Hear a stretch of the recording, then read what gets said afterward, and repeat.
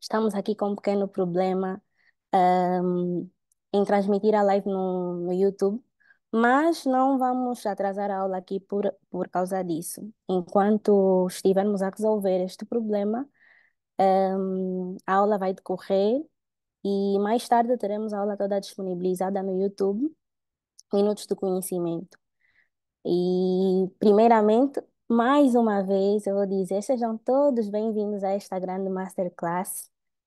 Estamos muito felizes com a participação massiva e desde já nós estendemos, eu estendo, Preciosa Cabenda, em nome da LARDI, que é a Liga Acadêmica de Radiologia e Diagnóstico por Imagem da Universidade Jean Piaget. Nós estendemos o nosso boa noite a todos vocês. E uma coisa muito importante que nós devemos saber é que quando o cérebro está em crise, todo o nosso organismo ressente. E segundo a OMS, a cada 3 segundos, uma pessoa no mundo sofre um AVC. E uma em cada 4 pessoas tem um derrame ao longo da vida. E o nosso país, Angola, registra diariamente um número assustador de casos, que representa uma preocupação enorme de saúde pública. E segundo o Jornal de Angola, o Hospital Josina Machel considera o AVC a primeira causa de morte registrada no banco de urgência e a sétima na área de internamento. Já o Hospital do Prenda, até o ano passado, registrou números altos de pessoas com AVC. Em 2022, cerca de 80% dos pacientes internados na área de medicina era por AVC, tendo a maioria do tipo hemorrágico. Já no complexo hospitalar de doenças cardiopulmonares, Cardeal Dom Alexandre do Nascimento, a realidade é semelhante. Na verdade, 60% dos casos que dão entrada na UCI são por AVC hemorrágico. E a imagem, obviamente, constitui um pilar indispensável no diagnóstico do AVC. E por isso, no dia de hoje, nós vamos mergulhar a fundo na compreensão entre as diferenças, entre o AVC hemorrágico e o AVC isquêmico. Preparem-se para decifrar os mistérios por detrás dessas condições cerebrais e então expandirmos os nossos conhecimentos sobre como identificar estes eventos por meio da imagem.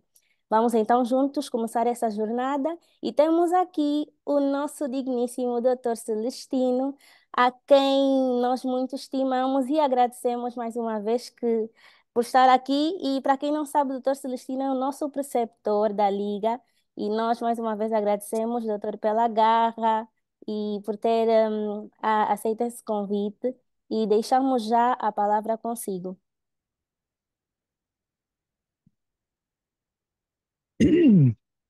Muito obrigado pela palavra. Já agora, Preciosa, adiantaste uma boa parte da aula. Isso é muito bom. Quer dizer que já não vou falar mais de estatística, porque acho que a tua introdução foi bastante impactante e é realmente isto que nos preocupa todos os dias quando nos deparamos no hospital com pacientes com um AVC, não é? Quando se fala em AVC, se fala hoje da linha verde do AVC, certo? Então, saber diagnosticar o próprio AVC numa fase inicial é fulcral para a sobrevida deste mesmo paciente. Então, deixa-me lá partilhar a tela para começarmos a conversar um pouquinho acerca deste mesmo AVC. Aproveitando esta brecha, doutor, para pedir aos colegas, liguem as câmaras, por favor. O doutor daquela hora solicitou.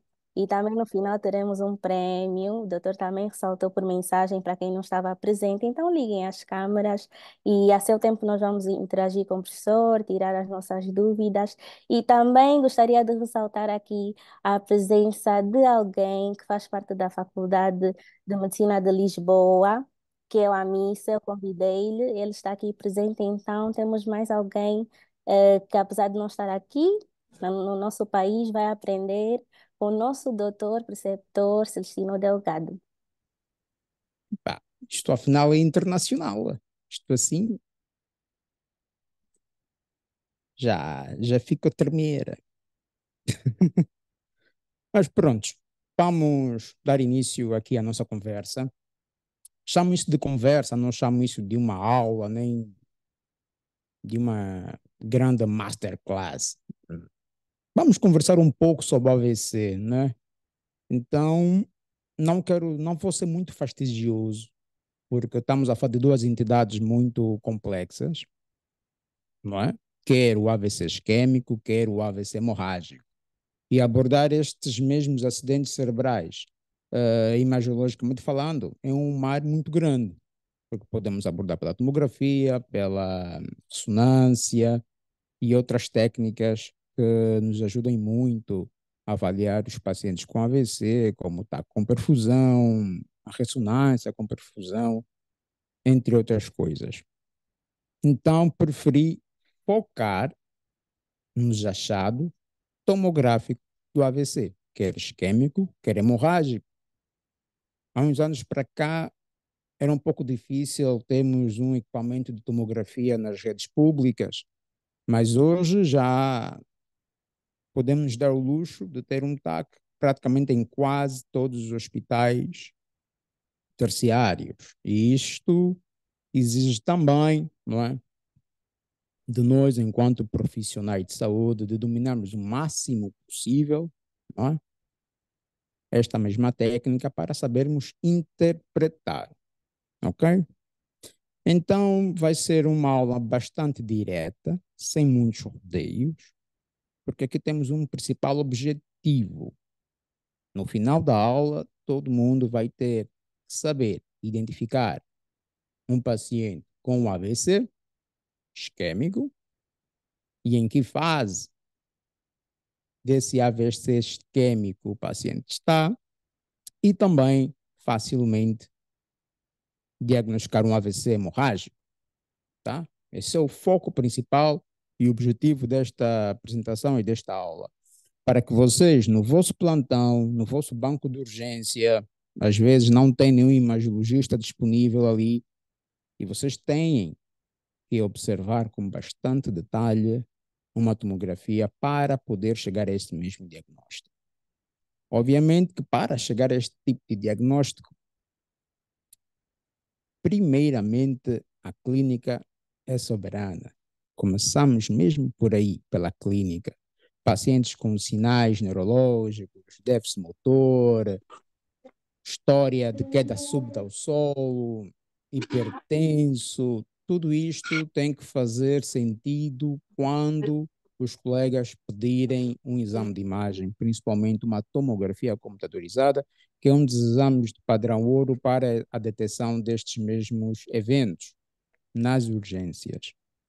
Mas, afinal de contas, o que é que nós temos que entender aqui na tomografia do crânio? Primeira coisa, quando eu olho um exame de tomografia do crânio, tenho que identificar algumas coisas-chave, tá? Que vão me ajudar a dominar a minha sistemática de leitura quando eu estiver na urgência e estou com um paciente com suspeita de AVC. Atenção aos microfones, por favor. Ora bem, quando estou perante um TAC do crânio, num corte axial, tenho que prestar atenção em vários aspectos. Tá? Um deles é o plano de corte que estou a observar. Geralmente, os planos na tomografia do crânio são três, tá? Mas há um que é o axial, que é o mais comumente utilizado para a primeira avaliação do mesmo. Tenho que observar a simetria do exame, certo? Eu tenho que observar se é uma tomografia com paciente simétrico, ou seja, o crânio está simétrico, tá? Se tem algum efeito de massa, se tem alguma área de fratura, e depois tenho que identificar, obviamente, se observa algum sinal de isquemia ou de hemorragia, tá? Identificar o lado do hemisfério, que às vezes isso pode causar também algum problema. Sabemos que a nossa mão esquerda olha sempre para o lado direito, certo? E a nossa mão direita olha sempre para o lado esquerdo do paciente. Tá? Isto é muito importante, porque clinicamente já sabemos se o paciente está com um déficit, uma diminuição da força muscular que ocupa o lado direito, obviamente que eu tenho que prestar muita atenção no hemisfério esquerdo do paciente, porque seguramente que a lesão está a este nível. E vice-versa. Paciente com um déficit motor do lado direito, aliás, do lado esquerdo, eu tenho que observar o hemisfério direito do crânio. Isso é muito importante, tá? Quando nós olhamos para um taco do crânio, temos que entender que ele funciona exatamente com os mesmos princípios físicos de um raio-x. E essa é outra coisa muito importante, tá? No raio-x, os órgãos mais densos tendem a captar mais radiação, absorvem mais radiação. Logo, isso vai fazer com que as partes do organismo, mais, nesse caso do crânio, mais duras, vão ser mais densas, ou seja, vão se ver mais branca, numa linguagem mais simples para perceberem. Reparem como é que está a calota craniana. Por que, que a calota craniana se vê branca na tomografia? Ou com a terminologia correta, que seria hiperdensa. Porque a parte do crânio é uma das partes mais, nesse caso, é a parte mais sólida, não é? Que constituem toda a calota craniana. Ok? Então, é por isso que o crânio se vê branco. Quando olhamos para os hemisférios, se prestamos atenção, nos damos conta que tem duas tonalidades diferentes. Temos uma zona central mais escura, tá? Moderadamente hipodensa, e uma zona mais periférica, que tem um tom de cinzento mais claro, certo? E isso é devido ao mesmo princípio físico do raio-x. A zona central é composta principalmente pelas bainhas de mielina, tá? E a zona periférica pelos neurônios, tá? Que são mais duros, mais compactos. Isso faz com que ele seja mais claro que a substância branca, ok? Também podemos observar algumas zonas calcificadas fisiologicamente, como nós podemos observar nesta imagem, que é o caso da glândula pineal, que geralmente se calcifica com o passar do tempo, e dos plexos coroides também, que tendem a calcificar com o passar do tempo. Então, estes princípios são fundamentais para nós podermos entender o que é que se passa num ataque do crânio de um paciente com risco de um AVC. Okay? Uma forma sistemática para vocês se organizarem é a técnica de compararmos ambos os hemisférios. Didaticamente, quando nós observamos, podemos dividi-lo em 6 quadrantes: 2 superiores, 2 médios e 2 posteriores, tá? E a leitura se faz de forma comparativa. A observação detalhada do taco do crânio é de forma comparativa. Vou sempre comparar o meu hemisfério, o meu quadrante superior direito, junto com o meu quadrante superior esquerdo. Tá? Geralmente eles têm que estar simétricos, têm que ter a mesma distribuição com relação à substância cinzenta, que é essa mais periférica, da substância branca, que é essa mais escura e mais central. Ok? Eu faço essa comparação bilateralmente a nível de todos os quadrantes. Isso vai me facilitar e muito fazer a detecção precoce de muitos achados tomográficos relacionados ao AVC isquêmico. Isso é fundamental para vocês fazerem a primeira abordagem. Não tenham pressa de dar um diagnóstico. Afinal de contas, quando se faz a leitura radiológica, quando se faz a leitura tomográfica, é exatamente o mesmo de que fazermos uma autópsia. Nós fazemos uma disseção, camada por camada, compartimento por compartimento e área por área. Tu nunca vais apressar um médico legista a fazer uma autópsia. certo? Porque ele tem que ser detalhista. O mesmo com o imagiologista. Tu não podes apressar alguém para dar um diagnóstico, porque é um exame bastante detalhado e temos que observar com muita atenção, porque senão foge-nos diagnósticos muito, mas muito importantes. Logo, tem que ter muita atenção quando fazemos a abordagem da nossa tomografia. Para percebermos o AVC isquêmico, nós temos que ter noção de um aspecto muito importante, que é o edema cerebral. Tá bem? O edema cerebral tem um papel fundamental para a diferenciação do AVC isquêmico, porque existem vários tipos de edema, certo? Então, temos que prestar atenção que o edema cerebral vai ser aquela resposta do corpo a vários tipos de injúrias. Também é considerado como um inchaço de uma região cerebral ou de todo o cérebro, que geralmente vai resultar no acúmulo de líquido, ok? Isso é muito importante terem noção. Ora bem, dentro desses edemas, é importante que vocês saibam diferenciar dois em específico, que vai ser o edema citotóxico, isso é fundamental, e o edema vasogênico. Por que é importante? Porque identificando este tipo de edema, vocês vão identificar probabilidades de diagnóstico. Isso vai vos ajudar a aumentar o leque de diagnóstico diferenciais. Reparem que o edema citotóxico, que é aquele edema intracelular, isto é importante, é característico dos pacientes com AVC isquêmico, tá certo? Pacientes com sinais e histórias de encefalite, pacientes com alguma alteração metabólica, mesmo para o diagnóstico de morte encefálica, vai originar um edema citotóxico.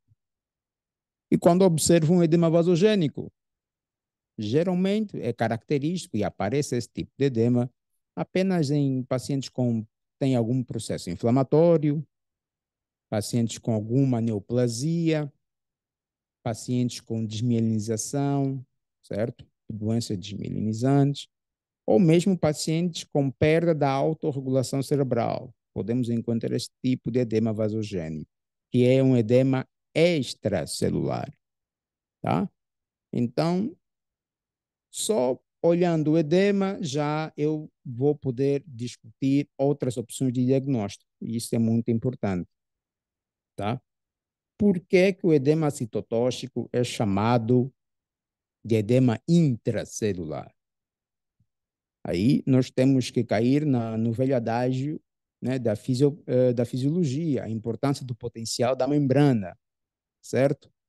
Porque a célula, dentro do seu interior, existe, ou melhor, tem a bomba de sódio e potássio que funciona com oxigênio, certo? O oxigênio nutre a mitocôndria com oxigênio produz o ATP faz com que a bomba de sódio e potássio funcione e assim regulariza o sódio, que geralmente está intracelular, e o potássio, que está extracelular.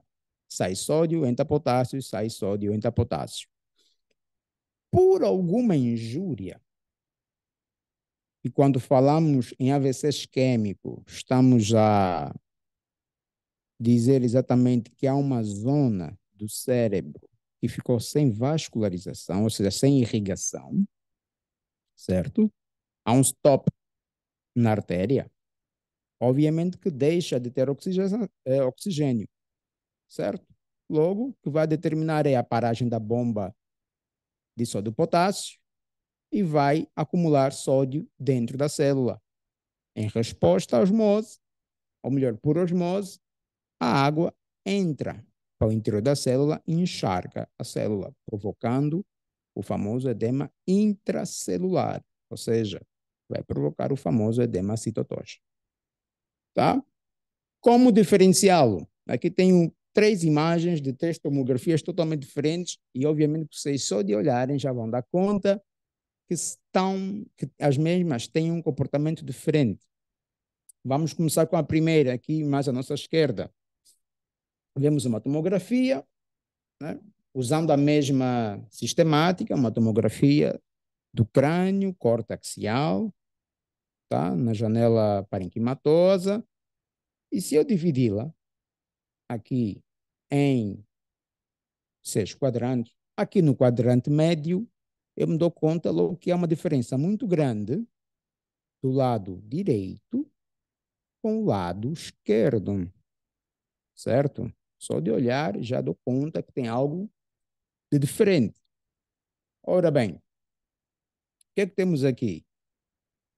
A nível do parênquima cerebral esquerdo, eu vejo uma hipodensidade, ou seja, observo uma imagem com um tom de cinza escuro, certo? Lembre-se da física. Quanto mais sólido, mais branco, observo, certo? A imagem na TAC. E quanto menos sólido, mais escuro, observo. Ou seja, se dentro da célula estiver a acumular líquido, essa célula vai estar encharcada de líquido. Logo, a imagem na tomografia vai ser escura, vai ter esse tom de cinza escuro para perceberem melhor, tá? E algo muito importante, reparem com o outro lado. Eu observo a substância cinzenta aqui bem na periferia e consigo demarcar bem a substância branca. Deste lado, a substância cinzenta está escura, está com o mesmo tom de cinza que a substância branca, certo? Isso é um dado muito interessante do AVC isquêmico, do edema intracelular. Reparem que, a nível cerebral, a zona onde ocorre maior metabolismo, onde gasta mais energia, é a nível do córtex, onde tem o maior aumento do metabolismo, certo? Porque é onde está os nossos neurônios, tá? Onde vão estar os neurônios com os dendrócitos, ou seja, é exatamente ali em que começa a ocorrer a diminuição de oxigenação. Logo, o fenômeno de edema intracelular ocorre sempre da substância cinzenta para a substância branca, não o contrário, tá certo? Isso é um aspecto muito importante. O edema citotóxico começa sempre a nível das zonas com maior concentração de oxigênio, tá? Que é exatamente a nível do córtex, a nível da substância cinzenta, ok? Logo, o edema sempre começa a partir da periferia para o centro. É por isso que nas fases mais precoces, vamos ver lá à frente, às vezes o único detalhe que eu tenho que vos chamar a atenção para ver que esse paciente está já a fazer um infarto isquêmico é exatamente a perda da correlação substância branca e cinzenta. Vocês vão ver que a substância cinzenta está normal, só não vão conseguir determinar aonde está a substância. Aliás, a branca está normal, só não vão conseguir identificar a substância cinzenta, ok? Porque ela é bem periférica e exatamente o dano começa a partir da substância cinzenta, ok? E acomete a substância branca. Ali facilmente vocês detectam um edema citotóxico. Ele tem essa característica, ele afeta a substância cinzenta e substância branca. Algo totalmente diferente da imagem aqui ao nosso meio. Reparem que temos uma zona, também afeta ao hemisfério esquerdo, tá? Observamos uma imagem hipodensa, tá? Mas essa imagem hipodensa tem uma característica muito importante. Ela poupa a substância cinzenta. Reparem que eu consigo delimitar tranquilamente a substância cinzenta, totalmente diferente do edema citotóxico aqui, tá? Totalmente diferente do edema citotóxico. Logo, Temos aí uma grande diferença entre o edema vasogênico, que é este central, e o edema citotóxico, tá? Que é este aqui mais à esquerda. Que é o citotóxico, que é o que geralmente acomete nos pacientes com AVC, perdão, que acomete com AVC isquêmico, é que vai ser um acometimento da substância cinzenta e branca, ok? E o AVC, aliás, e o edema vasogênico apenas acomete a substância branca. O edema extracelular, a líquido ao redor das células, tá certo? E esse líquido não consegue penetrar a nível das células neuronais, ou seja, os neurônios são células bastante duras e compactas. E junto com dendritos, eles fazem uma rede bastante compacta, evitando e dificultando com que o líquido extracelular infiltra as mesmas células. Logo, o que é que vai acontecer? O líquido chega, encontra a barreira da substância cinzenta e apenas passa ao redor, tá? Dando a famosa imagem em dedo de luva, né? Que é característico dos edemas vasogênicos. Tá? E quando observamos esse edema, já sabem, temos que pensar em várias causas, como falamos bem atrás. Ok? Aqui tem uma representação exatamente da composição da substância cinzenta. Tem os neurônios, tem os dendrícitos, e isso faz com que haja uma rede muito compacta. Evita que o líquido atravesse ela. Tá bem? E geralmente tem logo um processo associado a este edema. Tá? Aqui temos um exemplo de um edema vasogênico associado a uma lesão. Tá? Essa lesão pode ser de caráter neoplásico, infeccioso, ok? Tem várias causas. Só vai depender da história clínica e dos achados laboratoriais. Nesse caso específico, era de um paciente com abscesso cerebral, tá? E ao estudo contrastado, notamos que houve um realce, tá? Anelar ao meio de contraste, tá? Que é clássico dos comportamentos de um abscesso cerebral. Logo, quando determinarem ou quando encontrarem um paciente com edema vasogênico, é importante fazer o exame com contraste, ou seja, a necessidade de fazer um contraste endovenoso para vermos que tipo de realce pode ocorrer aqui, tá? Nem sempre todos os edemas vasogênicos vão realçar alguma coisa. Atenção. Mas a maior parte, quando é associado a um processo infeccioso, inflamatório, tumoral, geralmente tem sempre algum tipo de realce, tá bem? Agora vamos ao cerne da questão. Estamos aqui a debater AVC isquêmico, AVC hemorrágico. Obviamente, como a caríssima presidente da LARD falou há bem pouco tempo, a Preciosa, os AVCs isquêmicos são superiores aos AVC hemorrágicos. Geralmente, nos hospitais, observamos mais de 80% dos casos de acidente vascular cerebral serem isquêmicos e 20% são hemorrágicos. Segunda causa de morte em todo o mundo. E a zona mais afetada geralmente é a porção irrigada pela artéria cerebral média, tá?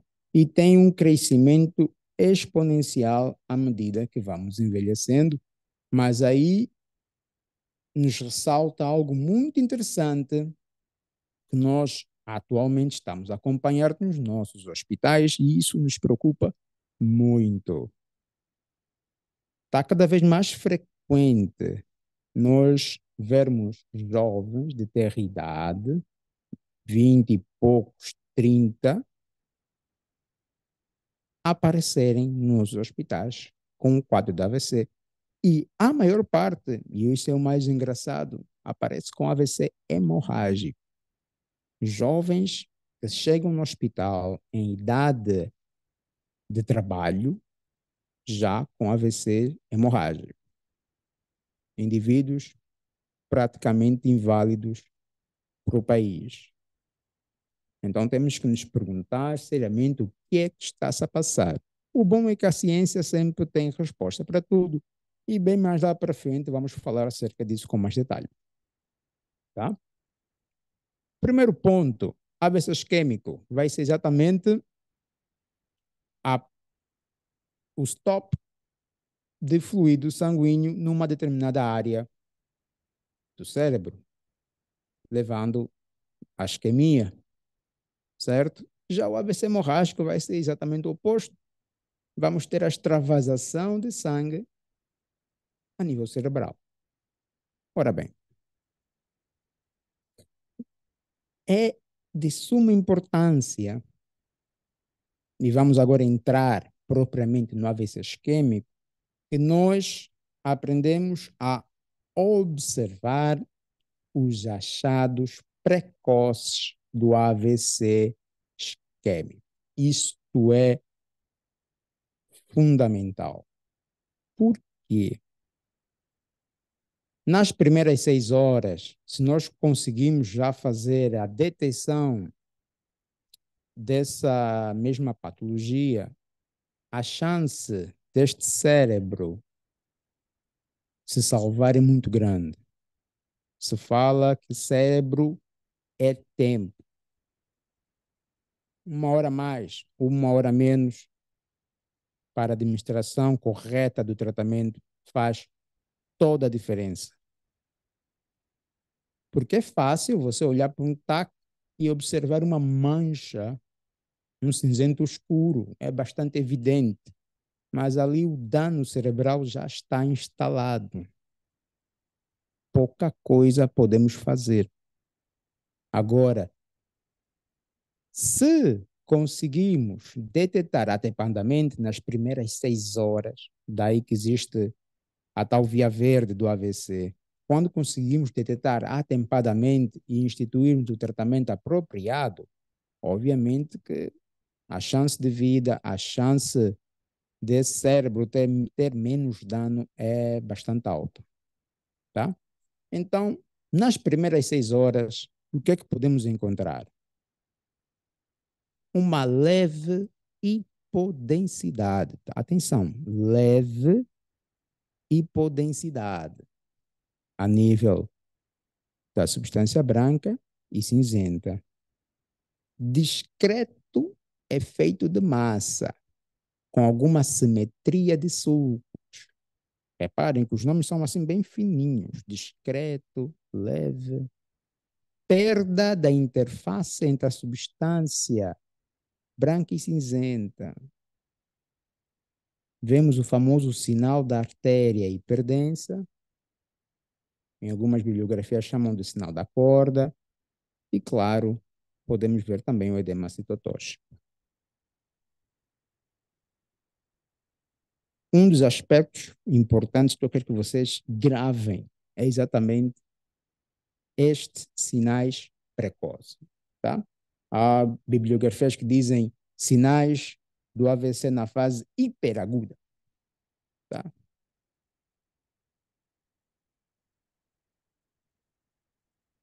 Olhamos esse TAC. Aparentemente está um TAC normal. Você olha naquele olhar rápido de 2 minutos e fala, um TAC normal, não tem alteração nenhuma. Mas pode ser o crânio do nosso familiar.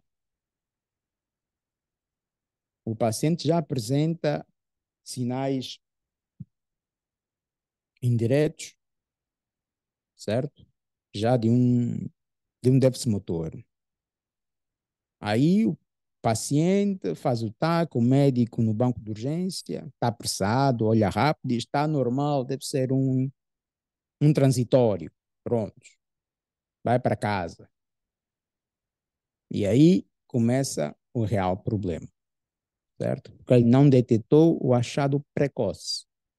Lembrem-se da técnica de dividirmos em 6 quadrantes? É muito importante. Muito importante mesmo. Deixa eu ver aqui se consigo pôr um ponteiro. Ok. É muito importante mesmo. Reparem, dividi em 6 quadrantes, certo? Observo aqui no lobo superior direito e lobo superior esquerdo. Consigo determinar bem aqui a substância cinzenta, reparem, aqui está tranquila, consigo ver, e aqui a substância branca, mais escura, e vice-versa. Agora venham para aqui. Aqui do lado direito, eu consigo ver com detalhe a minha substância branca, aliás, cinzenta, e a minha substância branca. Agora olhem para aqui. E se prestarem atenção, fazem mesmo zoom no vosso telefone, vão ver que aqui, nesta zona, eu não consigo identificar com clareza aonde é que está a substância cinzenta aqui, certo? Eu não vejo aqui a substância cinzenta. Consigo ver a substância branca, mas a cinzenta não vejo. O que quer dizer isso? Quer dizer que já existe edema intracelular a nível da substância cinzenta, que é a primeira área em que o evento isquêmico começa, tá? Então, é muito sensível. Se o paciente já tem clínica, já tem déficit motor, eu tenho que observar esse TAC com muito cuidado, com muita cautela, porque um detalhe como este, perca da diferenciação da substância cinzenta e substância branca já me dá o diagnóstico. Um achado precoce, tratamento direto na via verde e conseguimos salvar um cérebro. Outro achado, vamos lá aumentar a imagem para vocês terem noção.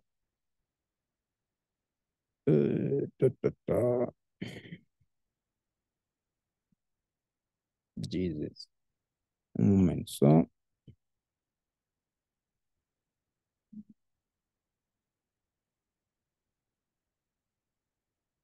Bom, todo bom radiologista tem que ter sempre um pax aberto.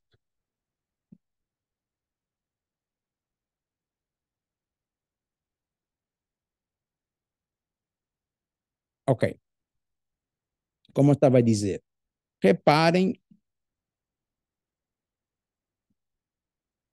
bem aqui. Não consigo detectar a substância cinzenta, certo? E a substância branca está tudo igual. Reparem com este lado. E agora reparem aqui, nesta zona, bem a nível dos núcleos da base. Tá? Reparem que aqui já há apagamento do suco, comparando com este lado. Repare aqui que eu tenho aqui o suco da ínsula, bem visível. Aqui já não consigo identificar corretamente a fita insular, que é um outro achado. E reparem que eu tenho um apagamento do núcleo lentiforme. Reparem que aqui o núcleo lentiforme vai estar composto exatamente por substância cinzenta. Tá? Daí com o núcleo lentiforme nós vemos com um tom de cinza mais claro. Reparem aqui do lado direito. Consigo ver o núcleo lentiforme, consigo ver aqui as cápsulas, cápsula interna, anterior com o ramo posterior. Mas aqui nesta zona não consigo identificar a substância, aliás, o núcleo lentiforme, que está composto pelo putamen e uma parte do globo pálido. Está todo cinzento. E repara que isso está mesmo ao detalhe. Temos que observar com muita, mas muita atenção. Tá?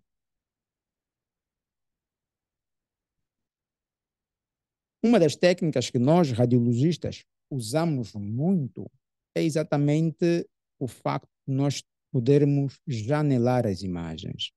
Repare, é o mesmo paciente, apenas com uma janela totalmente diferente. É o mesmo paciente que vimos há pouco tempo, em que nós suspeitamos, repara, nós suspeitamos que aqui tenha um achado precoce, mas eu posso melhorar. Reparem, janelando, eu ponho a imagem mais escura, meio que granulada, não é? Mas facilmente eu detecto melhor as estruturas de núcleos da base, tá? Então, reparem aqui, de novo, eu consigo identificar com todo detalhe o núcleo lentiforme, putamen, globo pálido, certo? Mas aqui nesta zona que eu estava a desconfiar que tem edema citotóxico, já não observo, tá? Aí já confirmo que há já uma área de penumbra, tá? Já um foco de infarto isquêmico na fase precoce. É correr com o doente na hora. E é importante que todo médico saiba interpretar o básico, tá? O básico da tomografia. Porque às vezes não vão ter imagiologista ao lado. Estarão vocês e o paciente é a imagem. Então, é olhar com detalhe. O detalhe salva vidas, tá? Aqui temos outros exemplos, tá? Reparem aqui a ausência da fita insular. Reparem aqui a ínsula, tranquila. E aqui temos a ausência porque há edema, tá? A diminuição dos sulcos, ok? Aqui, do outro lado, reparem o fato de nós compararmos. Aqui eu consigo visualizar com detalhe a substância cinzenta periférica e a substância branca. Aqui nesta zona, obviamente que já há um apagamento desse detalhe, tá? Não consigo observar com detalhe esta, tá? Então, são detalhes muito, mas muito minuciosos. Os detalhes salvam vidas, tá? Reparem aqui, que já falei há bem pouco tempo, o sinal da fita insular, tá? Geralmente a substância cinzenta, ela é 3 a 4 vezes, possui ou recebe 3 a 4 vezes mais quantidade de sangue que a substância branca, tá? É por isso que sempre quando existe algum insulto, alguma perca, algum obstáculo que impeça a fluidez de sangue, o abastecimento de oxigênio, é aí na substância cinzenta que começa o fenômeno do edema citotóxico. Ele começa na periferia, na substância cinzenta e vai até a substância branca, tá? Geralmente, o lóbulo da ínsula possui vasos terminais de pequeno calibre, tá? E geralmente também acomete aqui os núcleos lentiformes, tá? Vejamos aqui a artéria cerebral média e daí sai esses pequenos vasos, tá? Que são as artérias lentículo-estriadas, tá? Essas artérias lentículo-estriadas são famosas por determinarem muitas das vezes os infartos lacunares, tá? Que é outro subtipo de infarto, e são também famosas devido aos seus pequenos aneurismas, tá? Os famosos aneurismas de Charcot, que são dilatações saculares que saem dessas mesmas artérias, tá bom? Aqui temos outros exemplos, tá? Que somente a ausência da fita insular, reparem aqui, eu consigo observar bem a ínsula, tá? Mas aqui já há um apagamento da fita insular, quer dizer que já há uma área de edema aí importante, já há uma assimetria. Então, isso tem que me fazer pensar fortemente em uma área de edema. O famoso sinal da artéria cerebral média, hiperdensa, tá? Reparem que normalmente num TAC do crânio simples, tá? Num TAC do crânio simples, a artéria, o sangue dentro, tá? Dentro da artéria, ela é hipodensa, tem um tom de cinza escuro, tá? Mas quando existe algum bloqueio, quando se visualiza algum trombo, algum êmbolo dentro dessa artéria, este trombo vai se ver hiperdenso, vai se ver branco, tá? E isto é um exemplo do sinal da artéria cerebral média hipertensa. Reparem o famoso segredo da comparação, tá? Lado direito, lado esquerdo, ok? E conseguimos ver com detalhe que aqui, sim, temos a artéria cerebral média hiperdensa. Logo, traduz que existe trombo, tá? Dentro da artéria. Há que fazer trombolise nesse indivíduo. Há que salvar este indivíduo, ok? Isso é muito importante. Muitas das vezes conseguimos ver o próprio sinal da artéria hiperdensa a nível da artéria silviana, tá? Reparem aqui bilateralmente, aqui essa está normal e esta aqui está branquinha, tá? Isso quer dizer que há um trombo a nível na porção distal da artéria. A primeira porção da artéria cerebral média está normal, mas a nível distal, nesse raminho que passa aqui pelo ponto silviano, está aí o trombo. Então, já estão a ver a complexidade quando tivermos a abordar, tá, o taco do crânio. Nós temos que ir de forma sistemática, tranquila, sem estresse e com os olhos de ver, literalmente. Ok? E com os olhos de ver. Aqui temos outros exemplos, né, do sinal da artéria cerebral média hiperdensa, tá? Muito, mas muita atenção. E não confundir com o exame contrastado, tá? Daí que a comunicação é muito importante no ato médico, o colegiar entre os colegas, tá? Porque se disserem, não, o colega, o paciente fez um tá com contraste, você olha e fala, ah, isso é artéria com contraste, então não vais valorizar. Afinal de contas, é um trombo ali e o TAC que o paciente fez foi um TAC simples. Então, muita atenção, meus camaradas, muita atenção, tá? O que que acontece após 24 horas? Já passamos as 6 horas de salvar o paciente, certo? E vocês não conseguiram salvar porque disseram que o caso tá normal, foi um transitório, o paciente foi para casa, piorou e voltou. Dia seguinte, no banco do outro colega, tá? Ali, o que é que nós podemos encontrar após 24 horas do week até 3 dias? Quais são os sinais? Já vamos ver uma acentuada hipodensidade, já vamos ver aquela parte que quase todo mundo diz que esse TAC tem qualquer coisa, não está um TAC normal. Todo mundo consegue ver uma área mais escura no TAC, né? Você que está habituado a olhar a tomografia vai dar logo conta. Ah, tem qualquer coisa, pelo menos isso, né? Então, ali já há dano, tá? Já há dano, então pouca coisa podemos fazer para esse doente. Pronto, mas vamos dar sempre aquele suporte. Vamos ver uma acentuada hipodensidade, vamos ter um aumento do efeito de massa, o edema já começa a empurrar, de certa forma, as estruturas adjacentes, tá? Vamos ver um apagamento dos sulcos de forma mais abrangente, vamos encontrar colapso ventricular pelo mesmo efeito de massa e em alguns aspectos podemos ver a combinação entre o edema citotóxico e o edema vasogênico, em alguns aspectos,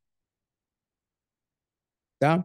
Reparem aqui a imagem em potência que está ao olho de todo mundo, certo? Isso já 24 horas do dano que já começou. Reparem aqui nesta mesma imagem, uma extensa área, né, do edema citotóxico, ainda no território da artéria cerebral média. E é por isso que ele é muito frequente, não é? ter infartos a nível da artéria cerebral média? Primeiro que a artéria cerebral média tem um calibre considerável, né, e facilmente os trombos vão passar por ali e podem entupir. E ele vai ocupar a maior porção da vascularização do cérebro. Reparem que a parte da artéria cerebral anterior é só esta aqui da frente e a posterior é aqui bem para trás. Tá? A maior parte é a nível da artéria do território, né? O território da artéria cerebral média. É ela que irriga praticamente todo o cérebro. Então, tem um infarto a esse nível é praticamente fatal, né? Porque é uma área importante do cérebro, tá? Reparem outros exemplos de um edema citotóxico, tá? Clássico. Reparem aqui a substância branca e cinzenta totalmente apagada, tá? Mas, em alguns momentos, os edemas citotóxicos, os eventos isquêmicos, podem sofrer uma transformação hemorrágica, ok? Podemos ter uma lesão vascular e automaticamente vemos áreas hiperdensas lineares no meio da hipodensidade, tá? Aí o quadro complica, né? Quando um paciente com AVC isquêmico tem uma transformação hemorrágica, tá? Aí é para os cuidados intensivos. E todos os intensivistas temem esse tipo de transformação de um quadro de AVC, tá? Aí se mistura pacientes hipertensos, não controlados e pronto. Vai ocorrer o famoso sangramento no AVC isquêmico. O famoso sangramento, aliás, o AVC isquêmico com transformação hemorrágica, tá? Temos aqui um outro exemplo.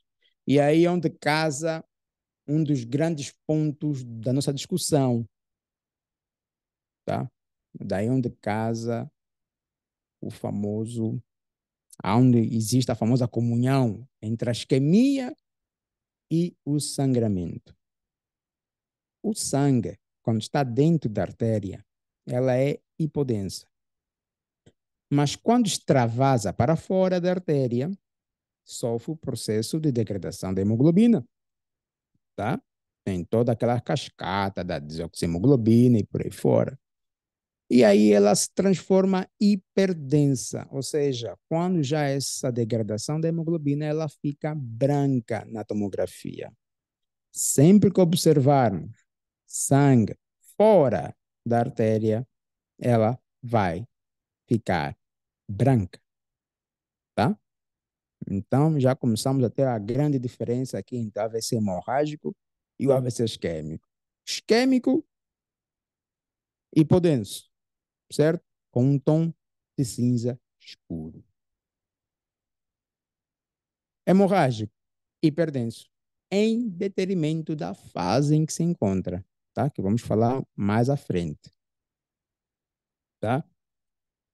E quando passa dos 3 dias, de 11 dias até 8 semanas, o que acontece? O edema começa a desaparecer. O fenômeno de massa vai desaparecendo, certo?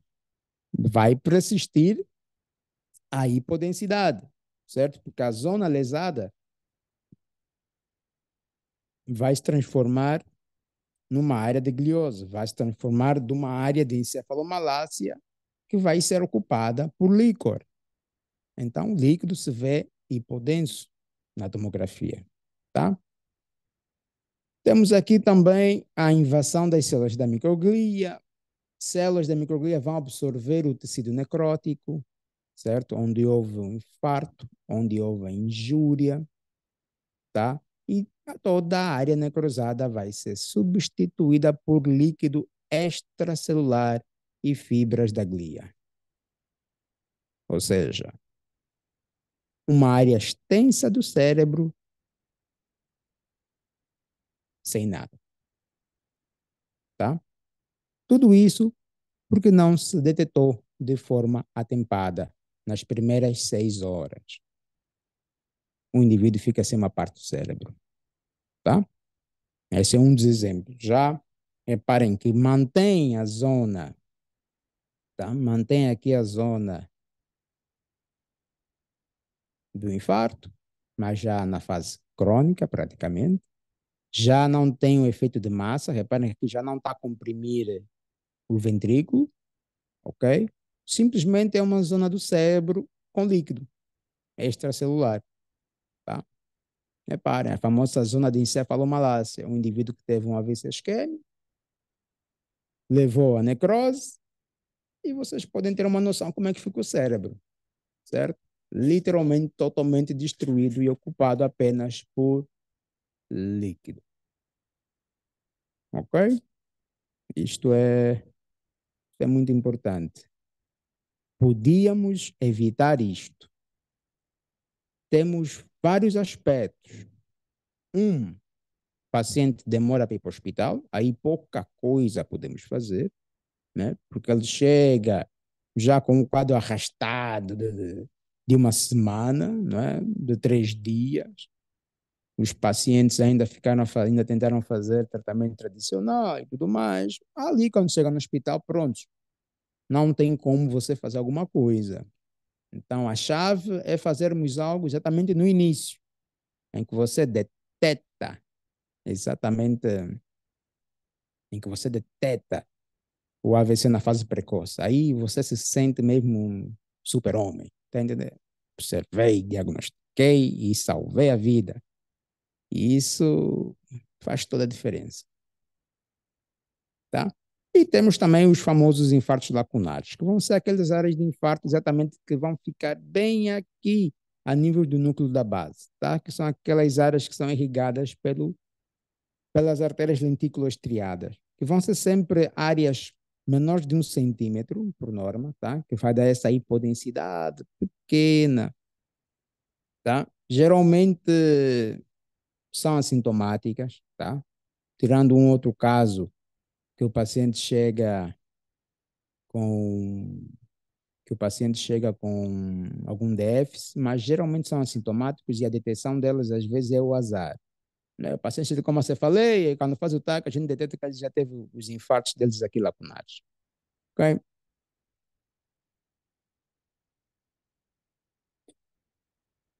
Aí vem o AVC hemorrágico, a coisa ruim que hoje em dia está fazendo o furor nos nossos hospitais e que nós, enquanto profissionais, devemos pensar um pouco mais além da caixa,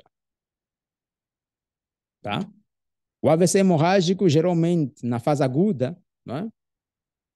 72 horas após o início, vamos ver branco, hiperdenso, tá? Na fase aguda. Na fase subaguda, tá? Maior de uma semana, um mês, já começa a ocorrer a famosa degradação da hemoglobina e vai perdendo a componente de hemo, ou seja, a imagem branca vai ficar cada vez menos branca, tá bem? Até chegar na fase crônica, em que a zona com AVC hemorrágico fica também hipodenso. Geralmente, quando passa mais de um mês da injúria vascular, ok? Então, é muito importante termos noção do tempo de evolução e da clínica. Quando eu devo suspeitar que um paciente teve um AVC hemorrágico e não um AVC isquêmico? Ah, a clínica já nos diz tudo, praticamente, não é? Paciente com AVC isquêmico, classicamente, vai ter aquele conto de todo o episódio acontecer de forma paulatina. Sentiu a língua pesada, depois sentiu a boca torta, não conseguia falar, foi para o braço, foi para a perna e caiu. O paciente com infarto vai poder te dizer isso. Geralmente, o indivíduo com AVC hemorrágico, ele vai exatamente ter uma história de dor, cefaleia, principalmente, e queda brusca no chão, tá? É assim, é súbito, é agressivo.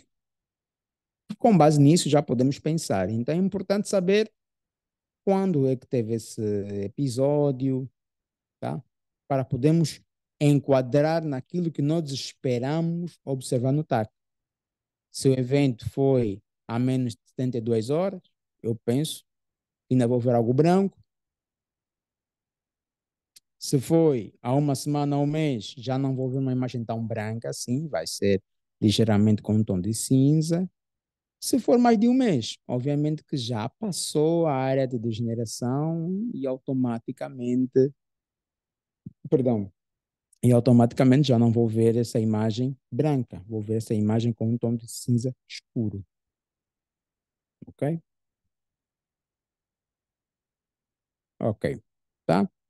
Aí quando temos o AVC hemorrágico, temos que saber se esse sangramento está no espaço subaracnoideu, é um sangramento interventricular, se é um sangramento intraparenquimatoso. Isso para a nossa própria orientação quando tivemos a observar. Agora vem aqui algumas descrições de causas da AVC hemorrágico que são muito interessantes. Querem crianças, não é? E adultos, tá?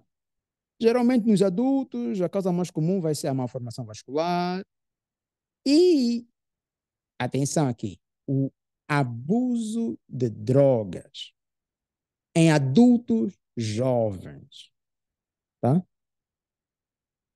E se calhar aqui está a resposta do que estamos a ver aqui nos nossos hospitais. Jovens de 30, 20 e poucos anos a chegarem com quadros de AVC e AVC hemorrágico, supostamente indivíduos na idade desportiva, tá? E isto nos preocupa muito. E temos que nos interrogar também e dizer assim, que tipo de drogas os jovens estão a começar a usar aqui?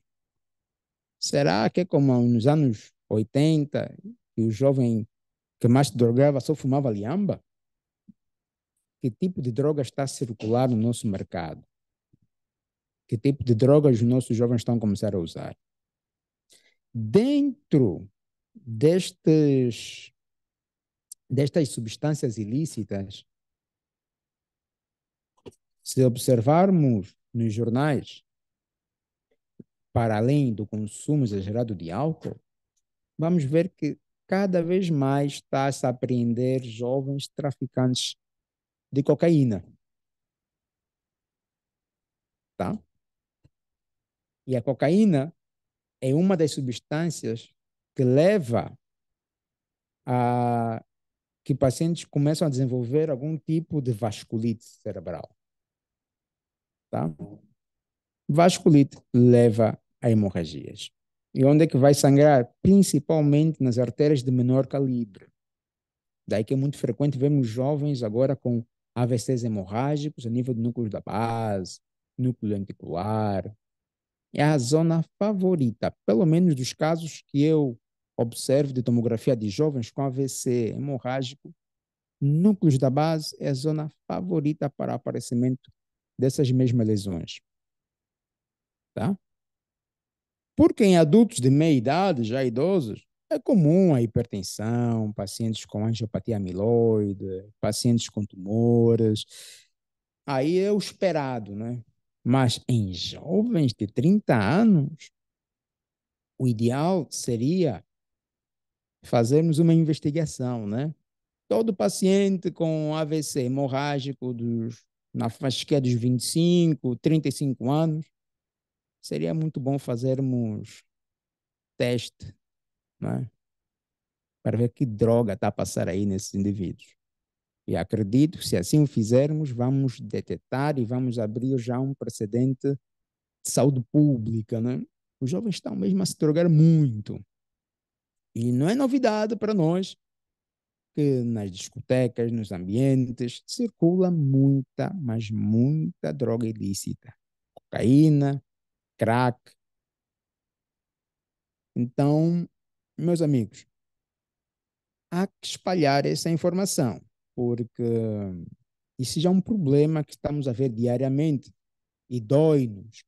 deparamos com um jovem de 31 anos de idade e observamos uma imagem como essa, uma lesão hiperdensa, tá? Com edema periférico a nível dos núcleos da base, determinando efeito de massa. Jovem de 35 anos, não faz sentido. Tá? E isto é um problema de saúde pública. Temos que investigar mais. Temos que ir atrás dos porquês, porque isso nos preocupa bastante. Repara aqui que é um infarto intraparenquimatoso que inunda, inclusive, os ventrículos. Reparem aqui a área do ventrículo, corno anterior, e aqui no corno posterior nós conseguimos ver que há também uma hiperdensidade, uma imagem hiperdensa, tá? Porque muitas das vezes há a rotura da cápsula e a infiltração a nível ventricular, ok? Aqui podemos ter uma noção da evolução, né, do AVC hemorrágico, tá? Temos aqui um exemplo de um paciente idoso já com a evolução de uma hemorragia por uma angiopatia amiloide cerebral. Na fase aguda, reparem que está totalmente hiperdenso, tá? 30 dias depois, notamos que essa hiperdensidade já está a diminuir, já há uma maior zona de penumbra, ok? E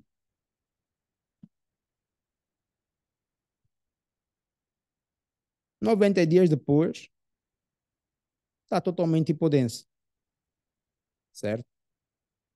Daí que a história clínica nos ajuda muito a determinar algumas coisas. Você vai ver isso, vai dizer, pá, será que não houve um infarto? Pode entrar no diagnóstico diferencial, tá?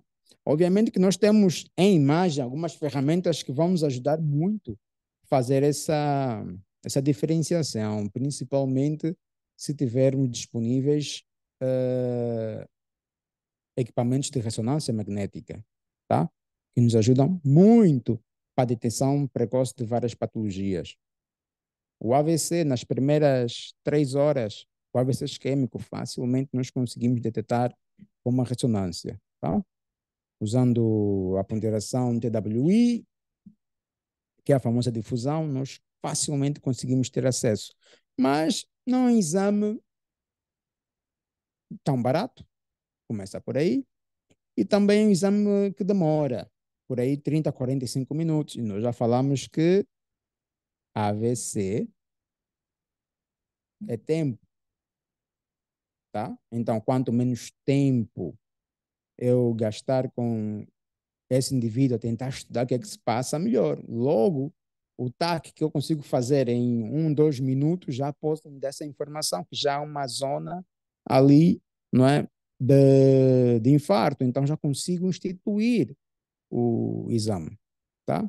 Para investigação, casos mais específicos, sim, podemos fazer a ressonância que nos ajuda e muito. Por exemplo, este aqui é um dos casos. Na ressonância, eu consigo observar se a lesão tem ou não áreas de degradação de hemoglobina, tá? Vou conseguir definir se isso é só edema ou uma área de degradação de hemoglobina. Usando a ponderação em T2 asterístico, isso faz-me facilmente ter a noção de que é que tenho aqui perante os meus olhos. Ok?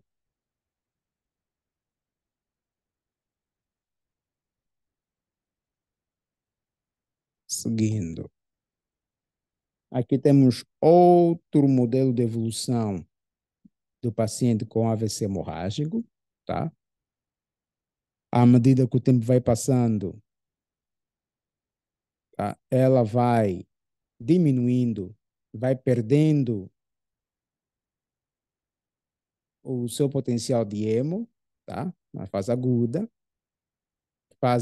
tardia, já à medida que vai passando os dias, vai reabsorver até ela ficar hipodensa. Agora, me chama a atenção aqui que eu queria que vocês prestassem muita atenção na fase aguda. Reparem, fase aguda ela está totalmente branca, mas aguda tardia. Na fase aguda, ou podemos chamar de fase hiperaguda, no AVC hemorrágico, se vocês repararem bem aqui nesta imagem, eu vejo áreas hipodensas, certo? Ela não está totalmente branca. Eu vejo áreas hipodensas a se misturarem com essas áreas brancas, certo? Isso nos dá uma informação muito importante. O paciente chega hipertenso, com dano neurológico evidente, fazemos ataque. E logo que fazemos ataque, encontramos esta imagem. Isso dá-nos a informação que nesse exato momento em que o paciente fez a tomografia, está a decorrer sangramento, tá?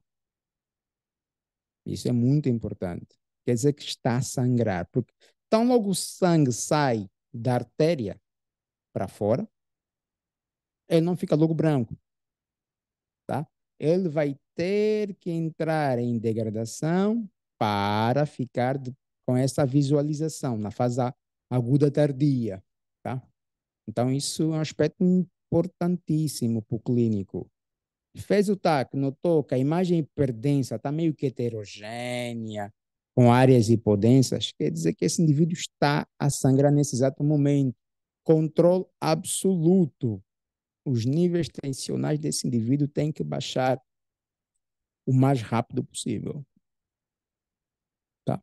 Isso é muito importante. E saibam disso para prestarem atenção quando vocês mandarem o exame. Tá? Isso é fundamental. Vos ajuda muito. Tá? Aqui temos outro exemplo, né, de um AVC hemorrágico. Esse em específico é um AVC de um jovem de 25 anos, consumidor de cocaína. Tá? E é um exemplo de vários exames que temos visto na nossa praça. Esse não é um caso nosso, tá? Esse não é um caso nosso, por acaso, é um caso que eu encontrei e achei interessante partilhar com vocês. Mas é um caso que nós vemos todos os dias. Se temos aqui colegas de medicina interna, seguramente que já estão cansados de ver jovens com esse tipo de áreas, com esses focos de infarto, tá? Então, muita atenção, porque isto é mesmo preocupante. Eu estou preocupado.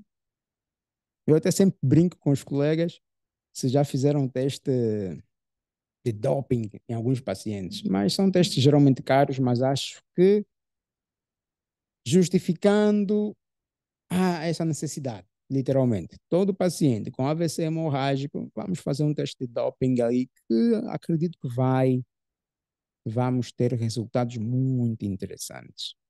E o mais engraçado é que são jovens geralmente que provêm de festas, provêm sempre de zonas de convívio, né? E chegam sempre no nosso banco de urgência com essa história. Não, estava tranquilo, dançou e caiu e aparece com esse infarto.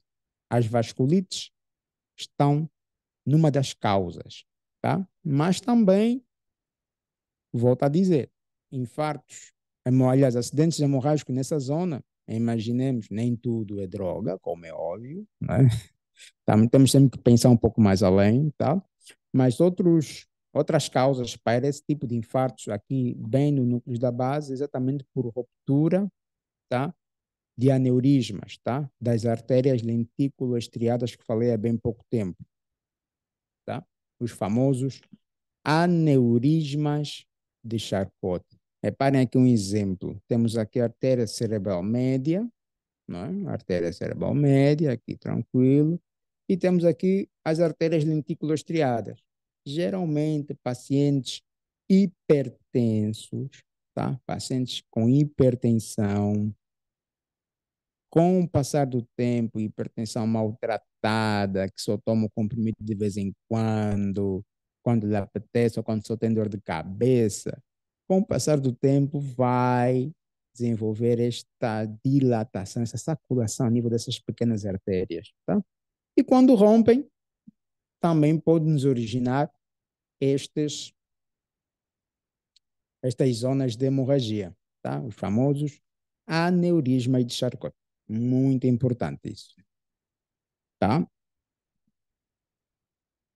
Aí temos um campo de visão que os nossos queridos amigos neurocirurgiões estão cansados de ver, né? Quando falamos da famosa hemorragia subaracnoideia, tá? Aqui temos um exemplo do sangue entre a pia madre e a aracnoide, tá? E eles têm esse tipo de visão. São poucas pessoas que têm esse tipo de visão. E eu respeito muito os nossos colegas que assim o fazem, né? Os que pegam o coração e os que pegam o cérebro. Não estou a desproteger os demais, mas são áreas muito sensíveis e temos que tirar sempre o chapéu, tá? Então, o que é que esperamos nas hemorragias subaracnoideias? Vai ser sangue exatamente no espaço subaracnoideu, em que vamos ver exatamente a presença de sangue a nível desses espaços subaracnoideus. Dá a impressão que estamos a ver um tá com contraste numa primeira olhada e para quem não tiver muita expertise para poder visualizar, tá? Então, muita atenção. Aqui, uma das causas, das principais causas das hemorragias subaracnoideias vai ser exatamente os aneurismas, tá?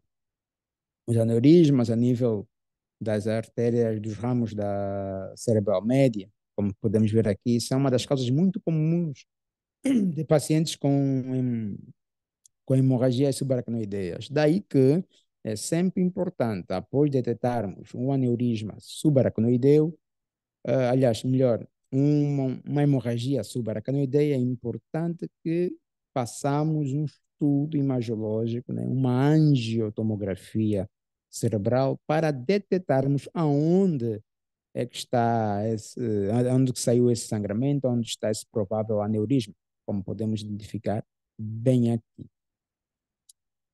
Mas ali fica aquela dúvida: tudo que é branco no cérebro é sangue. Será? E isso pode determinar também outras dúvidas. Então, tudo que é branco no cérebro é sangue? Não. Porque no cérebro também temos outras estruturas que podem se ver brancas. Tá? E em olhos não treinados, vamos dizer, tem um foco de hemorragia ali. São as famosas calcificações fisiológicas, ok? Calcificações fisiológicas, estamos a nos referir às calcificações da glândula pineal, do plexo coroide, tá? Da tenda do cerebelo, do septum. Aqui embaixo temos calcificações a nível do globo pálido. São calcificações fisiológicas. Isso, obviamente, podem confundir, assim, numa simples vista, né, com AVC hemorrágico, para vistas não treinadas, tá? Mas podemos ter mais informação das calcificações, né? Uma das ferramentas que temos no, na TAC é exatamente calcular a densidade das imagens, tá? E obviamente que uma imagem cálcica vai ter uma maior densidade que o sangue, como é óbvio. O sangue vai estar orçado aí aproximadamente 60, 50 unidades de Hounsfield, tá? 64. Já as imagens calcificadas têm um valor acima, tá? De 200, 300 na unidade de Hounsfield. Então, medindo a densidade, obviamente que podemos elucidar melhor aqui os diagnósticos. Mas existem também as calcificações patológicas, atenção, tá?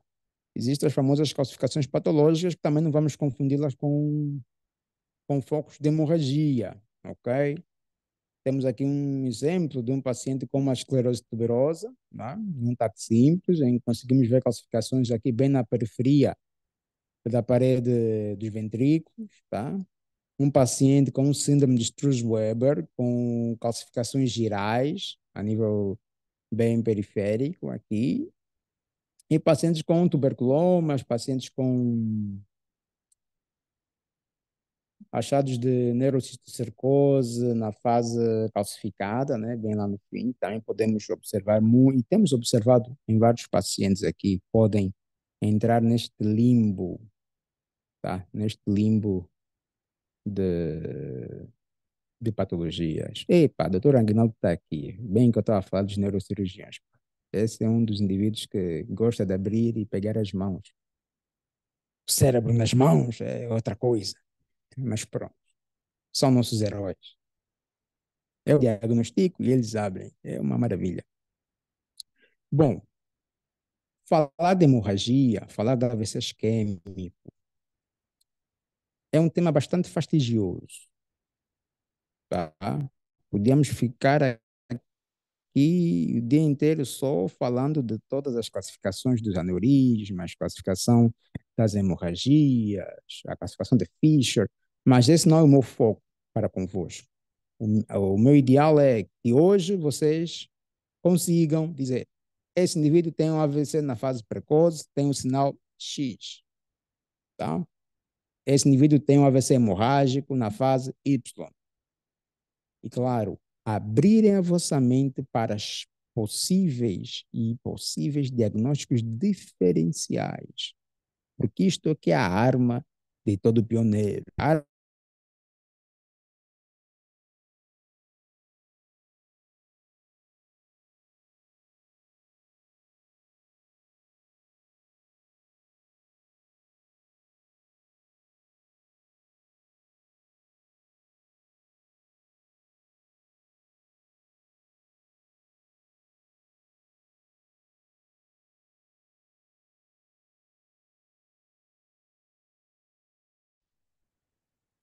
Doutor, Finito.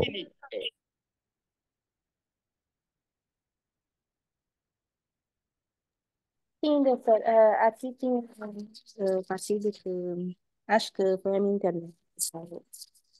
Mas ok, a aula terminou, ok. Muito obrigada, doutor, que aula excelente, objetiva, direta, não temos eh, palavras para agradecer, prof, pela aula. E, inclusive, estávamos aqui a comentar, né, aqui no espaço do chat, que uma aula é mesmo uma aula, não tem como. Então, nós somos sempre gratos pela gentileza do professor e pela maestria em passar conhecimento. Então, prof, eu gostaria de saber se podemos passar para o momento de perguntas. Sim, claro. Tá bem. Colegas, temos então o espaço aberto para perguntas. Eu vou permitir então que também consigam ativar o vosso som. Bom, até na verdade eu queria ser eu a fazer as perguntas de forma aleatória, para ver se alguém ficou atento. Ah, ok. Não, como o doutor quiser. Como o doutor quiser. Mas pronto, dúvidas ainda, bora. Ok. Concernente àquilo que falamos aqui. Colegas, estão liberados para abrir o mic? Podem levantar a mão ou abrir o mic mesmo. Nós já tínhamos uma pergunta aqui no chat do Bora. Cica. Vou só procurar. Se o Cica quiser perguntar, né, neste momento, pode voltar a perguntar, mas ele mandou-nos aqui no chat.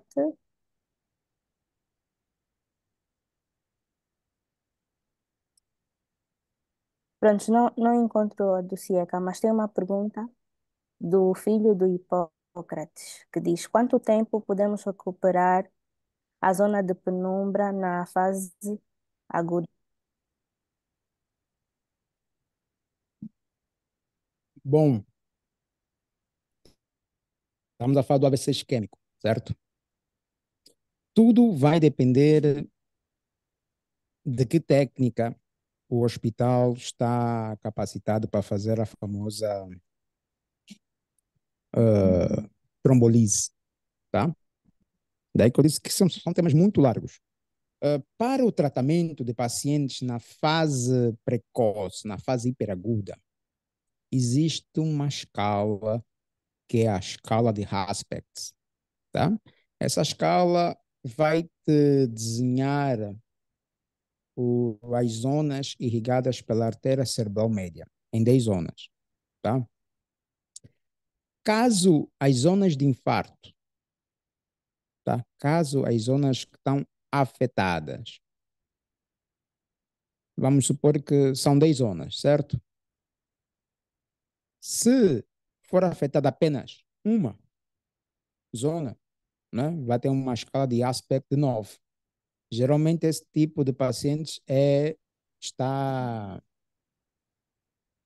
está já convencionado que pode fazer trombolise. Dizem que até 8 é possível fazer trombolise. Ou seja, até 3 zonas infartadas, bem na fase precoce, e esse tratamento se faz só na fase precoce, atenção, nas primeiras 6 horas. Está tá já padronizado que podem fazer a trombolise. Se for um indivíduo que, mesmo na fase precoce, identificarmos mais áreas e ele tenha uma escala de aspecto abaixo de 8, certo? Nesses casos, praticamente já está contra, perdão, já está contraindicado a trombolise nesse tipo de indivíduos. Então, tudo vai depender muito da zona e da quantidade de cérebro afetado para saber qual é o tratamento específico desse tipo de casos. Não? Isso até pode ser um outro tema de discussão. Escala de aspects. E aí a gente fala sobre a escala. Se calhar convido um amigo neurologista para também falarmos aqui na turma. Tem muito. O cérebro é um oceano. Tem muita coisa. Obrigada, doutor.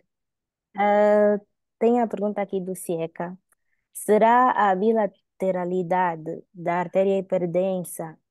Será que a bilateralidade da artéria hiperdensa nos transmite uma ideia que o TAC seja com contraste? Não, porque assim, geralmente a artéria cerebral média hiperdensa, o trombo ou vai para o lado direito ou vai para o lado esquerdo. Mas, atenção, nós falamos sempre que em medicina 2 mais 2 não é igual a 4. Existem os famosos acidentes, os infartos isquêmicos malignos, exatamente porque vai ter trombo praticamente em todas as áreas fulcrais do polígono de Willis, tá? E aí todo o cérebro fica hipodenso, tá? Geralmente é unilateral, geralmente o mais frequente, mas existe já casos também, sim, que vamos ver artéria cerebral média hiperdensa bilateral. Mas, num estudo contrastado, tu não vês só o realce do polígono do Willis, tu vês um realce totalmente generalizado de toda a vascularização cerebral, tá? Então, olhar para o polígono, para a artéria cerebral média para dizer que é contrastado ou não é errado, tá? Porque tu tens que olhar toda a árvore vascular para te dizer que sim, isso é um estudo contrastado, isso é um estudo simples, tá? Então, tu tens que olhar num todo, ok?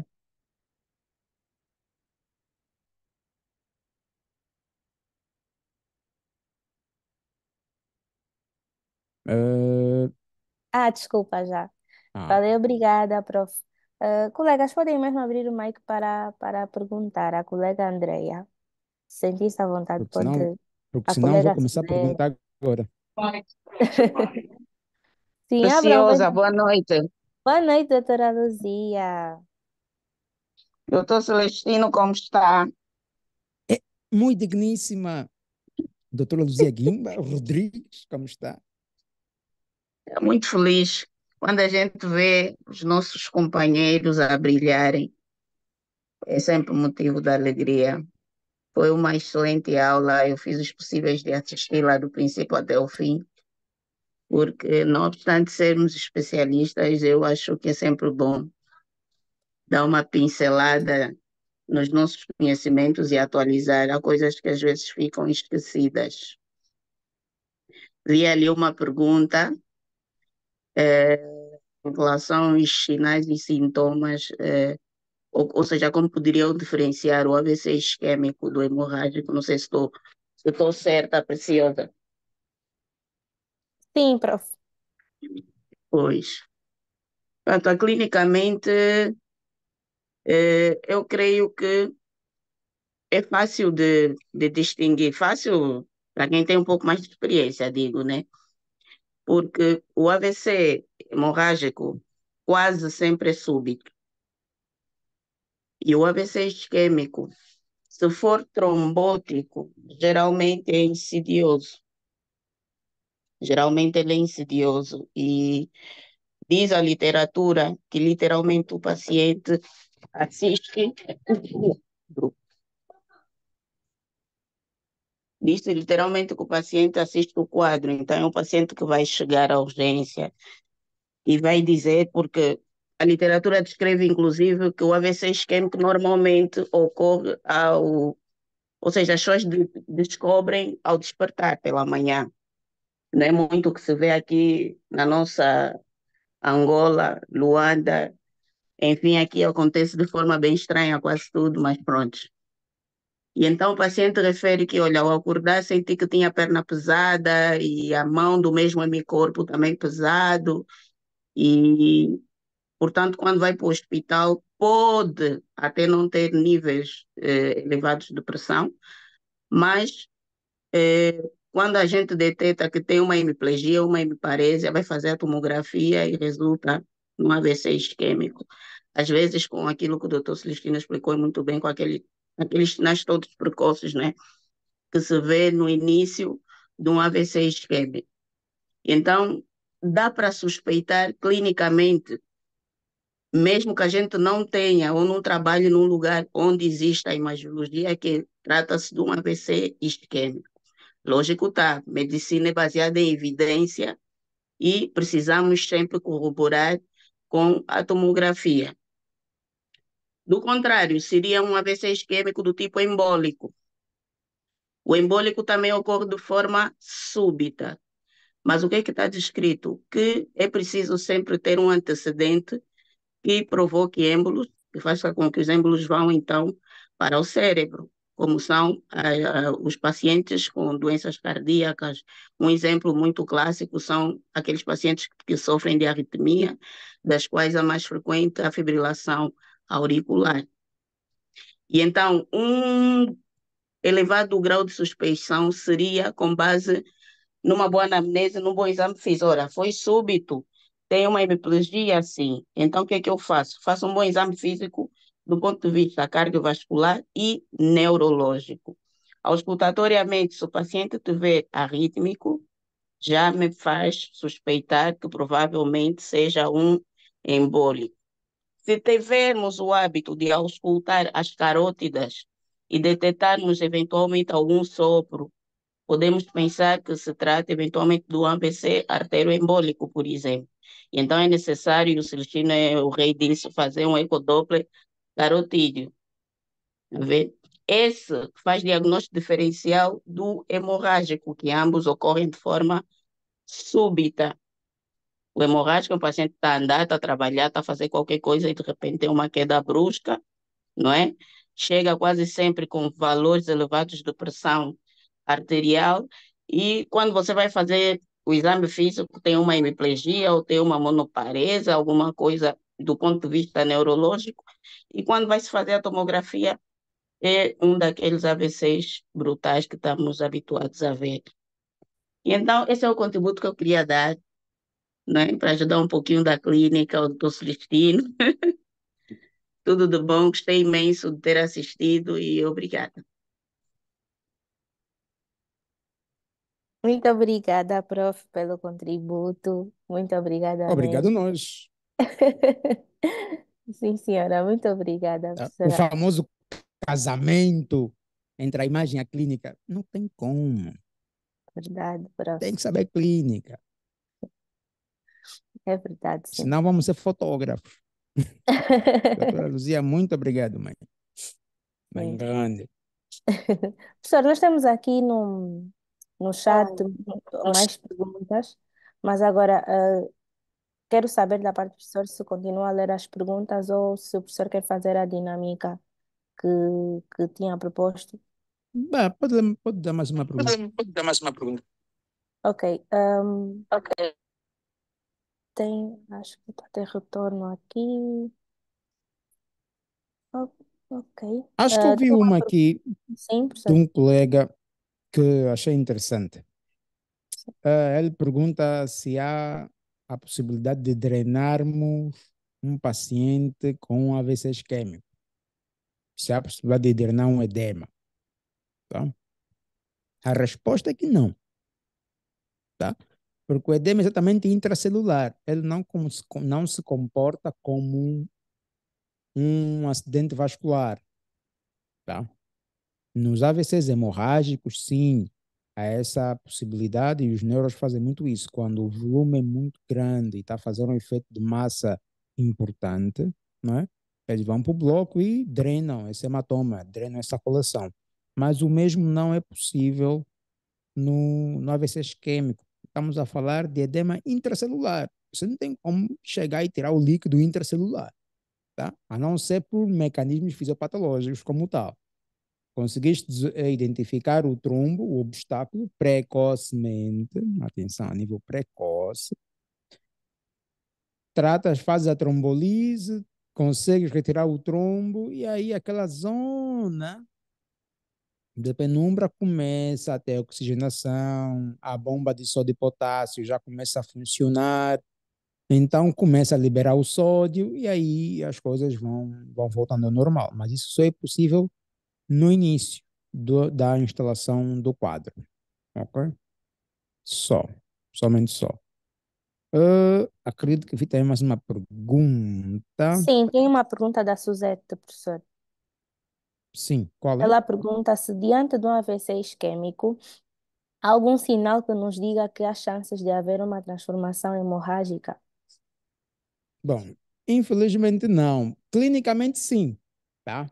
Um paciente hipertenso com um quadro de um AVC isquêmico pode sempre estar dentro do plafond de risco de vir a ter uma transformação hemorrágica, tá? Isso tem que se prestar muita atenção. Pacientes que, estando nesse tipo de condição clínica, o quadro médico tem que estar mesmo aí em cima desse paciente. Porque quando começa a transformação hemorrágica é na hora, tá? Tu vais fazer, o paciente começa a ter depressão do nível de consciência, fazes um TAC evolutivo e aí já vais ver aquelas linhas hiperdensas, estriadas ou mesmo em grande volume a hiperdensidade. E aí já tem como, não tem como voltar atrás. Já está instalado o AVC isquêmico com transformação hemorrágica, tá? Mas geralmente tu tens que suspeitar sempre em pacientes já com uma clínica sugestiva de, tá? Aquele paciente hipertenso que de difícil regularização, tá? Mesmo com fármacos. Então temos que sempre estar aí bem atentos. Faz toda a diferença, tá? Sim. Obrigada, prof. Colega João Cirilo Leonardo, pode abrir o mic? Levantou a mão. Pode abrir o mic. Muito boa noite, Preciosa. Boa noite, professor Celestino. Consegue me ouvir? Conseguimos sim. Alto e claro. Ok. Quem fala é João Cirilo Leonardo. Eu estive a acompanhar a aula desde o princípio e surgiu aqui uma dúvida quando o professor falava a respeito do AVC hemorrágico e que o mesmo fazia diagnóstico diferencial com outras entidades. Por exemplo, quando há uma calcificação. O prof. referia fundamentalmente também hum, da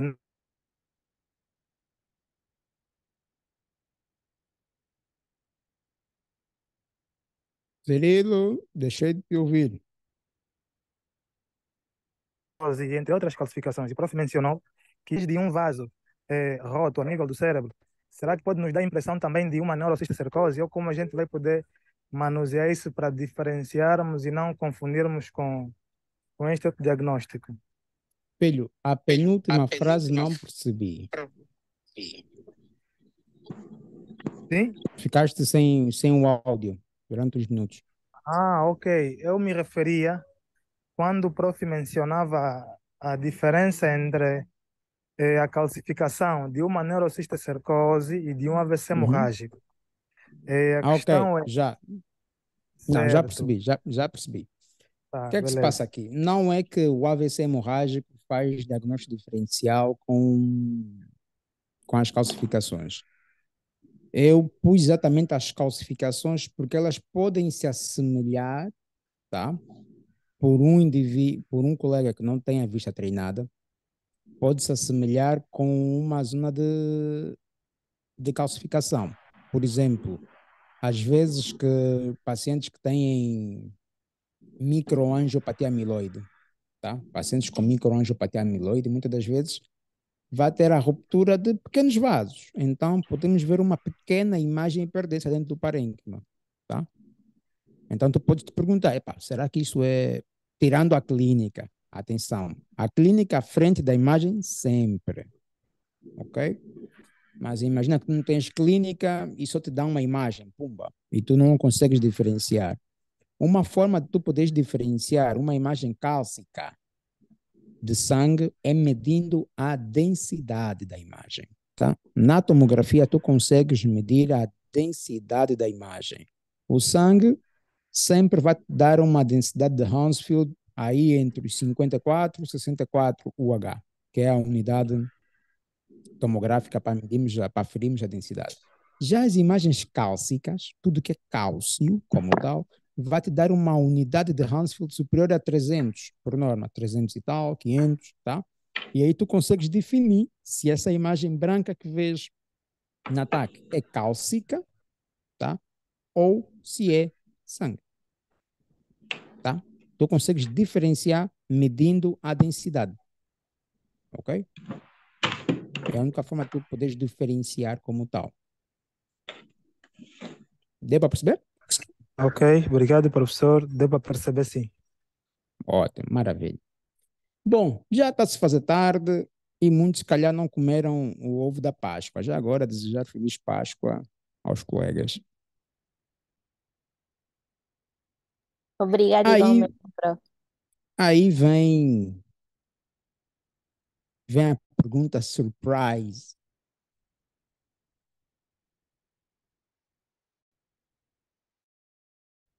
Eu vou buscar um nome aleatório, né, para fazer uma questão aqui. Vamos lá. Pronto. Epa, os nomes estão a fugir. Quem tem iPhone já não tem como chamar. Ora bem. Pu.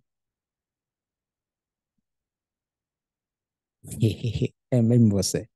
Mário Chivaluca.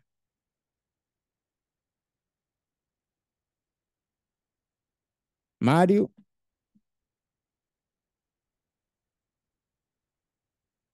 Mário Chivaluca está presente. Demorou. Doutor Fulano. Mário, aparece. A pergunta é simples. Ele parece que está a dormir. Assim mesmo. É assim que a gente apanha. Doutor Fulano. Veja aqui um doutor Fulano, mas pronto. Não sei se é o nome dele, mas é doutor Fulano. Não sei se você consegue me ouvir. Como é que funciona? Alô? Estou perdido completamente. Consegue me ouvir, doutor? Do- Doutor Fulano, está a ouvir? Eu consigo ouvir sim, do Sushi. Ótimo. Então, como estamos em Páscoa, vamos chamar aqui um coelhinho da Páscoa.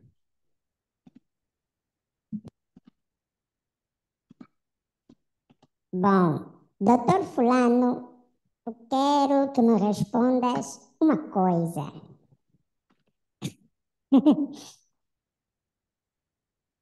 Qual é, dime dois sinais precoces de AVC isquêmico.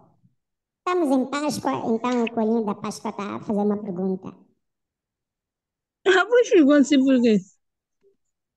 Doutor Fulano, Sim, doutor. só quero dois É, sinais. Prof, chupaste ele, isso não me agachou. sinais clínicos ou imagiológicos especificamente? Sim, Imagiológico, fulano. na tomografia do crânio, paciente crítico, chega no banco de urgência com tonturas, diminuição da força no membro esquerdo. E aí te chamaram porque o doutor Celestino não estava de banco, não tinha ninguém do departamento, e o técnico te entregou a imagem. E o Certo. paciente está lá, todos os familiares. E tem dois sinais. Bora, só quero dois. Doutor, é o seguinte, eu infelizmente não assisti a live do início. Estava numa aula obrigatória, mas entrei logo no final da aula, é mais no âmbito das questões que estavam a ser feitas. Mas mesmo assim eu gostaria de arriscar, de escutar um bocadinho. Uhum. Tenta. Sim. É, AVC isquêmico. Do bom conhecimento que eu tenho, algumas vezes, algumas situações, em 24 horas não é possível notar um AVC. Algumas situações é necessário que se faça uma ressonância para poder se observar um AVC isquêmico. Em algumas situações, Não estás no cardeal. certo. Mas agora, numa situação como o professor acabou de descrever, sinal, um sinal prematuro seria. Eu só pensaria, lógico, na diminuição da densidade do parênquima pulmonar, professor. Esse é o sinal que eu seguiria. A redução da Sim, densidade mas do quando tu falas em diminuição da densidade do parênquima pulmonar, certo, o parênquima tem estruturas. Doutor Fulano, o certo, parênquima tem estruturas.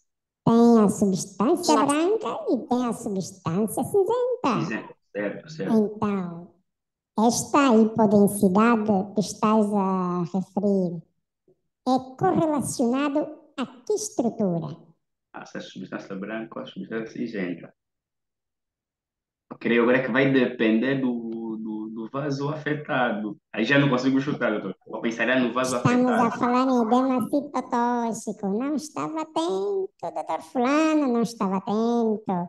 Mas pronto, muito obrigada pela participação. A vida é mesmo assim. Essa aula vai estar no YouTube, depois, com calma, vai revisando. Não se esqueça de deixar o like e subscrever o canal, se faz favor. Já estou subscrito. Minutos de conhecimento. Bora para lá. Já é subscrito? Já sim. Ah, pronto. Assim guardaste, tens o meu respeito. Bom, eu vejo aqui um indivíduo com um pano vermelho atrás. Chama-se Joé de Carde. Calma, Joa de Carde. Sim, senhora, ainda estava com a mão levantada. Senhor Joa de Carde, muito boa noite. Será que podes me dizer dois sinais precoces do AVC isquêmico? Só Muito boa dois. noite. Muito boa noite, sim, professor Celestino. A Boa aula noite. foi bastante proveitosa.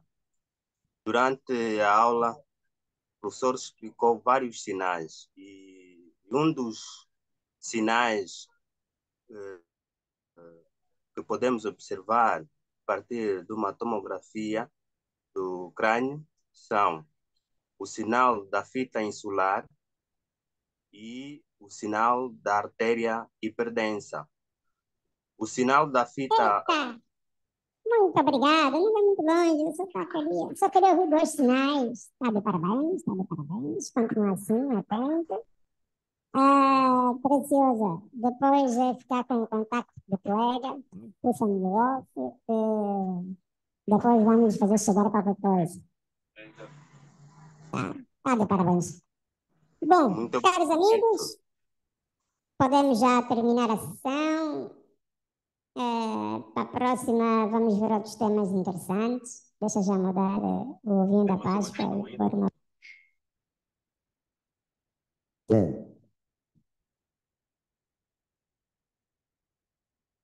Ok. Assim terminamos a nossa sessão, tá? O coelhinho da Páscoa já foi. Depois vamos ver se enviamos aqui o ovo da Páscoa ao João da Carde. Alguma coisa vai chegar, tá? Tá de parabéns. Preciosa, podes fechar. Por mim é tudo. Obrigado e obrigado pela vossa presença. Só nós é que agradecemos pela presença do professor, pela aula excelente que nós tivemos. Colegas, infelizmente nós não conseguimos responder a todas as perguntas porque o tempo é limitado. Mas qualquer coisa, vocês podem contactar o professor por meio do Instagram, em que o nome dele no Instagram é Celestino underscore delgado, né? Aquele traço para baixo e delgado. Ou então também tem, a aula estará disponibilizada lá no YouTube do doutor e podem também fazer perguntas nos comentários. Não fiquem inquietos por causa disso, é mesmo normal, nem todas as aulas nós vamos ter todas as nossas dúvidas quitadas. Ou também podem pesquisar um pouco mais, fazer um estudo mais profundo e acredito que conseguirão sim ter as dúvidas bem esclarecidas. Então, pessoal, nós não temos muito mais a dizer, a não ser agradecer muito, muito mesmo pela presença, pela aula, pela paciência acima de tudo. Que o professor continue sempre a ser este professor muito empático com os alunos e tem sempre uma forma peculiar de transmitir o conhecimento. Então, nós agradecemos por tudo, professor. O professor tem, falo em nome de todos os colegas, o professor ocupa um lugar muito especial em nosso coração. E os colegas aqui são mesmo testemunhas disso. Então, é tudo. Nós somos a Liga Acadêmica de Radiologia e Diagnóstico por Imagem. Temos também as nossas redes sociais, podem seguir-nos no Instagram e também entrar para o nosso grupo para ficarem sempre atualizados de qualquer novidade, qualquer aula que nós possamos lançar já daqui para breve. Então é tudo, muito obrigada, prof. Não sei se tem mais alguma coisa a dizer ou se podemos encerrar a chamada. É. Fiquem com Deus e o coração sempre em Jesus.